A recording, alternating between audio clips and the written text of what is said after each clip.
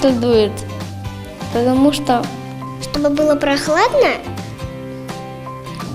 если наступит зима, ветра не будет, потому что холодно. Потому что из неба падает дождик, и он так дует.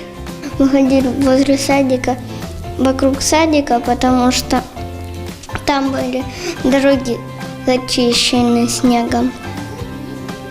Я видел торнадо. Потому что холодно. В лицо. Ветер – это такой поток воздуха. Ветер может нести только воздушные предметы, а невоздушные не может. В любую сторону.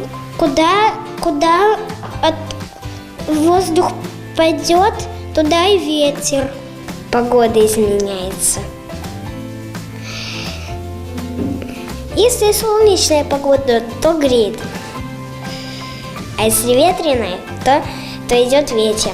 Он дует, потому что плохая погода. Погода такая. Чтобы был кислород, я думаю. Потому что когда с севера начинает дуть ветер, он переносится к нам.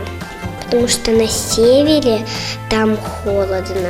Облака движутся, и тогда ветер вот их гонит, и получается ветер.